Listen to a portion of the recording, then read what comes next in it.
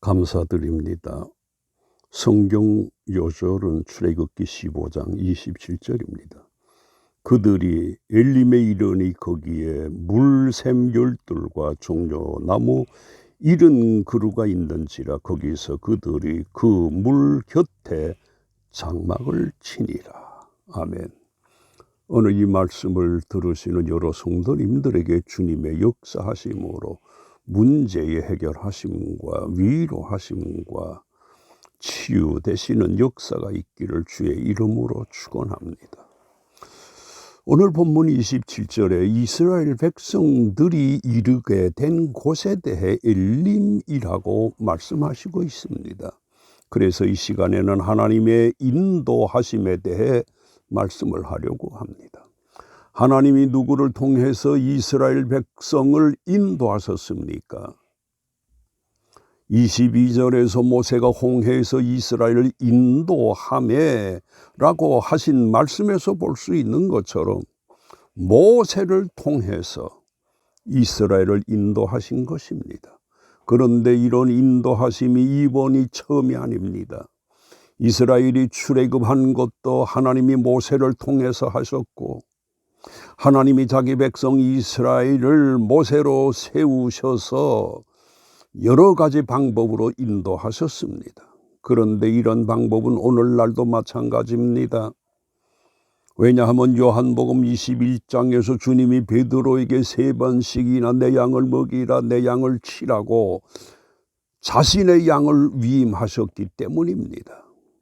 그런데 저와 여러 성도님들을 하나님께서 목회자에게만 위임하신 것이 아니라 요한복음 16장에서 볼 수 있는 것처럼 진리의 성령이 오시면 그가 너희를 모든 진리 가운데로 인도하실 것이라고 하셨습니다.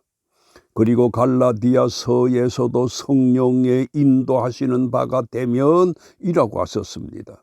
이렇게 하나님은 우리를 인도하시는 일에 최선을 다하시는 것입니다. 그러므로 우리들도 주님만 보고 따르면서 다른 것에 눈을 팔지 말 것입니다. 그러면 하나님께서 모세에게만 이스라엘을 이끌게 하신 것일까요? 아닙니다. 이것에 대해 13장 21절에서 여호와께서 그들 앞에서 가시며라고 했고 또 낮에는 구름 기둥으로 그들의 길을 인도하시고 그리고 13장 22절에서도 낮에는 구름 기둥 밤에는 불 기둥이 백성 앞에서 떠나지 아니했다고 하셨습니다. 이렇게 모세가 자신의 판단력에 따라 이스라엘을 이끈 것이 아니라 하나님의 인도하심에 따라 이스라엘을 이끌었습니다. 이것은 오늘날에도 매우 중요한 것입니다. 그러므로 양떼들을 인도하는 목회자들이 염두에 두어야 할 것이 있는데 그것이 하나님의 말씀이고 하나님의 뜻입니다. 여기에서 벗어나면은 예레미야에서 말씀하신 것처럼 이런 목회자와는 거리가 먼 목자가 되는 것입니다. 내가 내 마음에 합한 목자를 너희에게 주리니 했는데 하나님의 마음에 합한 자가 되지 못하게 됩니다. 그리고 이보다 더 심할 경우에 이런 사람이 되는데 이것에 대해서 마태복음 7장 15절에서 거짓 선지자들을 삼가라 양의 옷을 입고 너희에게 나오나 속에는 노략질하는 일이라고 하셨습니다. 그런데 이스라엘이 하나님이 세우신 모세를 따라서나 어떤 일이 생깁니까? 22절에 모세가 홍해에서 이스라엘을 인도하며 그들이 나와서 수르 광야에 들어가서 거기서 사흘 길을 걸었다고 합니다. 물을 얻지 못했습니다. 그리고 23절에서 볼 수 있는 것처럼 마라에 이르게 되었으나 그건 물이 써서 마시지 못하였다고 합니다. 이렇게 이스라엘이 하나님이 세우신 모세를 따랐고 또 모세도 하나님이 인도하시는 바대로 이스라엘을 이끌었으나 이런 어려움을 겪게 됐던 것입니다. 우리가 이런 사실에서 볼 수 있는 것처럼 우리가 주의 뜻대로 살고 믿음으로 살아도 어려움이 있을 수 있다는 것을 말씀하시는 것입니다. 오히려 믿음 때문에 더 어려움을 겪을 수 있으나 이런 때에 우리가 가질 것이 있습니다. 이건 잠시뿐이라 하는 생각입니다. 그리고 또 주님을 따르면서 겪게 된 이 일에 대해서 하나님이 우리를 위로하시고 있다는 것을 기억하고 우리들에게 힘을 내고 그것을 견디고 계속해서 따르기를 바라신다는 것을 기억해야 할 것입니다. 그런데 이스라엘이 하나님의 자신들을 인도하신다는 것을 알면서 어떻게 합니까? 모세를 따르는 이스라엘이 모세를 따라 홍해를 무사히 건넌 다음에 모두 다 한결같이 무엇을 합니까? 모세와 이스라엘이 합해서 하나님을 노래하고 찬양합니다. 이러했던 이스라엘이 마라에서조차 물이 써서 마실 수 없게 되자 어떤 모습을 보입니까? 백성이 모세에게 원망을 했다고 합니다. 그런데 이런 원망이 이번이 처음이 아닙니다.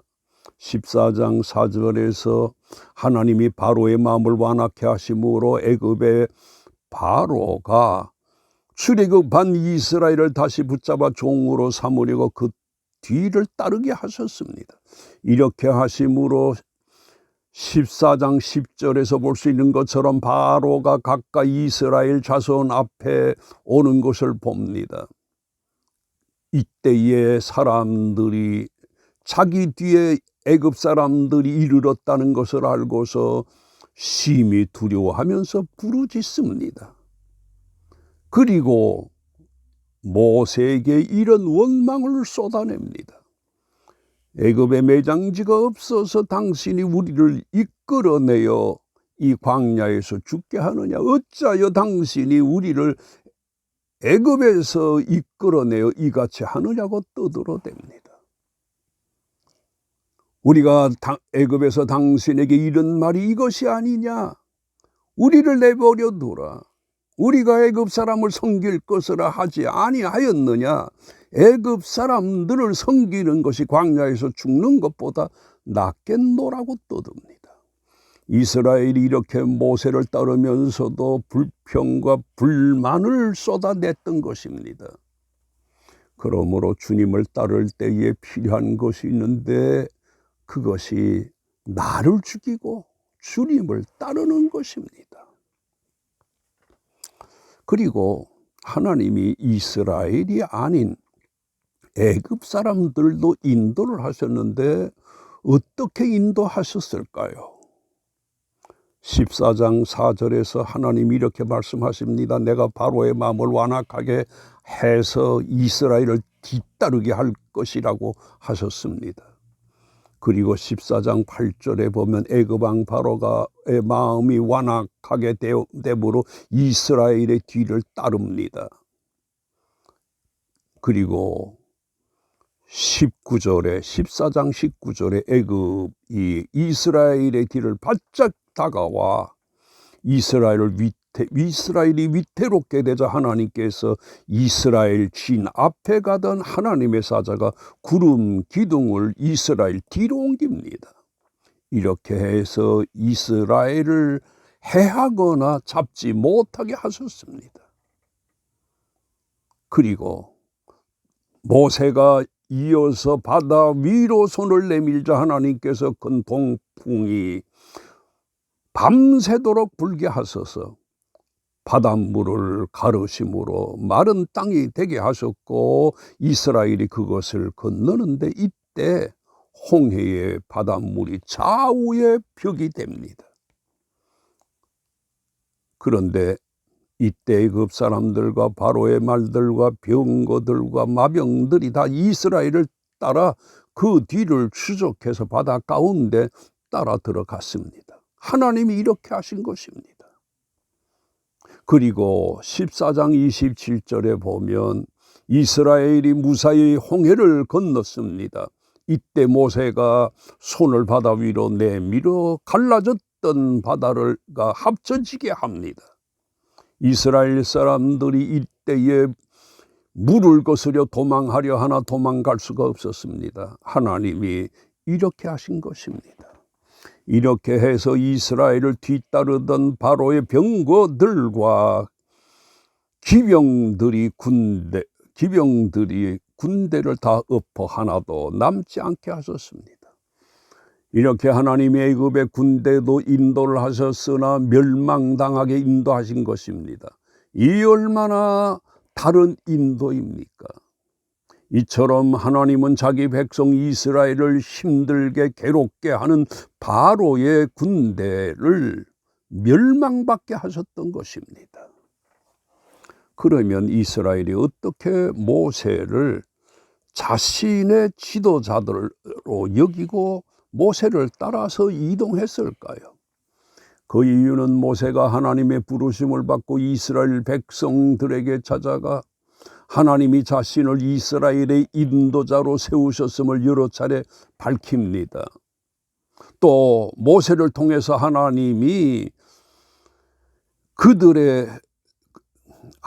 모세를 통해서 이적으로 모세가 지도자인 것을 증거해 주셨습니다. 그리고 모세를 통해 하나님이 애굽의 열 재앙을 내림으로 하나님이 모세를 자신들이 지도자로 세우셨다는 것을 믿게 되었던 것입니다. 이스라엘이 마침내 출애굽하게 되었는데 이 모든 것이 이스라엘이 실제 체험한 것입니다. 우리가 이런 사실에서 볼 수 있는 것처럼 하나님은 자기 백성들을 위해 사람을 지도자로 세우는 것입니다. 그러므로 지도자는 자기가 아닌 하나님의 백성들을 위해야 하는 것입니다. 지도자가 백성을 위해야지 백성이 지도자를 위하여 있는 것이 아닙니다. 이 원리는 교회뿐 아니라 정치 지도자들도 마찬가지입니다. 그러므로 이 나라의 지도자를 뽑을 때에 진정으로 이 백성을 위하고자 하는 사람을 뽑아야 하는 것입니다. 그리고 오늘 본문에 이스라엘이 마라를 거쳐 어디에 이르게 됐다고 합니까? 그들이 엘림에 이르니라고 했습니다. 이스라엘에게 필요한 바 오아시스로 하나님이 인도하신 것입니다. 이것이 우리의 인생의 삶을 말씀하시는 것이기도 합니다. 우리가 경험한 것처럼 우리 인생의 삶에는 마라와 같은 곳이나 마라와 같은 일을 만나기도 하게 되는 것입니다. 그러다가 또 엘림과 같은 오아시스도 만납니다. 그런데 우리가 왜 살다가 어려운 만났을 때 이것을 받아들이지 않고 불평을 하고 불만을 하고 짜증을 부린다면 그것은 무언가를 잘 모르기 때문입니다. 사랑하시는 성도 여러분, 우리가 사는 이 세상은 천국이 아닙니다. 천국으로 가는 노종기입니다. 우리가 이런 중에 있으면서 천국과 같은 형편을 요구하면 안 되는 것입니다. 따라서 이 세상에서 그 누구도 늘 기쁘고 늘 편안하고 늘 행복하게 산 사람이 없습니다. 모두 다 풍파를 겪습니다. 예수님의 지상생활도 마찬가지였습니다. 그러나 예수님을 영접한 사람에게는 세인들과 다르게 이런 것이 있습니다. 이것에 대해 주님이 누가복음에서 이런 말씀을 하셨습니다. 바리새인들이 하나님의 나라가 어느 때에 임하나이까 물었을 때에 주님이 이런 말씀하십니다. 하나님의 나라는 볼 수 있게 임하는 것이 아니요 또 여기 있다 저기 있다고도 못하리니 하나님의 나라는 너희 안에 있느니라고 하셨습니다. 이처럼 우리들이 천국도 아니고 지옥도 아닌 이 세상에서 사나 주님이 우리들 속에 천국을 가질 수 있게 하셨습니다. 바로 우리들 속에 이것을 가지고 살아야 합니다. 우리들 속에 이 하나님의 나라를 가지게 되면 찬송가 가사와 같이 되는 것입니다. 높은 산이 거친 들이 초막이나 궁궐이나 내 주 예수 모신 것이 그 어디나 하늘나라라고 찬송 부르며 기뻐하게 되는 것입니다. 그러면 이스라엘이 이르게 된 엘림이 종착지일까요? 아닙니다. 16장 1절에서 볼 수 있는 것처럼 이스라엘 자손이 온 회중이 엘림에서 떠나 엘림과 신의 산 사이에 있는 신광야에 이르렀다고 합니다. 우리가 이 말씀에서 볼 수 있는 것처럼 이스라엘의 종착지는 하나님이 주시겠다고 하는 가나안 땅입니다. 이처럼 하나님은 이스라엘을 이끄시는 목적지가 있으셨습니다. 그래서 엘림의 오아시스를 뒤로 하고 또 다른 곳으로 이동을 해야 했던 것입니다. 이것은 우리들도 마찬가지입니다. 우리 믿는 사람들의 종착지가 주님이 마련해 놓으신 하나님의 나라입니다. 우리가 이것을 기억하고 살아야 합니다. 우리의 인생 종착지는 이 땅에서의 가정이 아닙니다. 교회도 아닙니다. 성공한 기업체를 가지는 것도 아닙니다. 이 모든 것들은 하나님이 마련해 놓으신 하나님의 나라에 가기까지 거치는 일시적인 것일 뿐입니다. 따라서 우리가 가정생활을 하다가도 그것을 다 버리고 떠나게 되는 것입니다. 그리고 우리가 가지고 있는 모든 것도 다 놔두고 떠나게 되는 것입니다. 그러면 왜 하나님께서 이렇게 하시는 것일까요? 그 이유는 하나님이 마련해 놓으신 그 나라가 이 세상이나 우리가 가진 그 어떤가 비교가 되지 않기 때문입니다. 그러므로 우리가 그 나라의 가치를 알고 그 나라를 사모하면서 소망을 가지고 살아야 합니다. 그런데 이스라엘의 하나님이 인도하심을 따르는 이스라엘에게 요구하시는 바가 있었습니다. 그것에 대해 뭐라고 하십니까? 하나님이 이끄시는 대로 이스라엘이 따라가기만 하면 되는 것일까요? 그렇지 않습니다. 이스라엘이 모세를 따르면서 계속적으로 어떤 일을 거듭합니까? 원망과 불평이었습니다. 이거 제대로 하나님을 따르는 것이 아닙니다. 하나님은 이런 이스라엘의 근성을 아시고 26절에 말씀을 하신 것입니다. 너희가 너희 하나님 나 여호와의 말을 듣고 순종하고 내가 보기에 의를 행하며 내 계명의 귀를 기울이며 라고 하셨습니다. 그렇게 할 때에 하나님이 그들에게 질병을 내리시지 않고 치료하시는 여호와가 될 것이라고 하셨습니다. 모세를 따른다고 하면서도 원망하고 짜증을 부릴 것이 아니라 26절의 말씀대로 하면서 따르라고 하신 것입니다. 그런데 이렇게 하지 않고 모세가 인도하는 대로 따르면서 계속 불평하고 원망을 하면 여러 가지 질고와 괴로운 일들을 당하게 될 것이라고 하신 말씀이기도 합니다. 그러므로 주님을 믿고 교회 생활하는 우리들도 순종하고 내가 보기에 의를 행하며 내 계명에 귀를 기울이며 내 모든 규례를 지키면 서주를 따라야 합니다. 우리가 이렇게 하면서 주님을 따르면 하나님이 우리들에게 치유의 하나님이 되시고 보호의 하나님이 되심으로 천국이 아닌 이 땅에서 남다른 삶을 살게 되는 것입니다. 결론적으로 주님은 양된 우리들에게 이런 말씀을 하셨습니다. 문지기는 그를 위하여 문을 열고 양은 그의 음성을 듣나니 그가 자기 양의 이름을 각각 불러 인도하여 내느니라. 자기 양을 다 내어놓은 후에 앞서가면 양들이 그의 음성을 아는 거로 따라오되라고 하신 것처럼 우리들이 이렇게 살아야 합니다. 이렇게 하나님의 인도하심을 쫓아야 되는 것입니다. 아멘.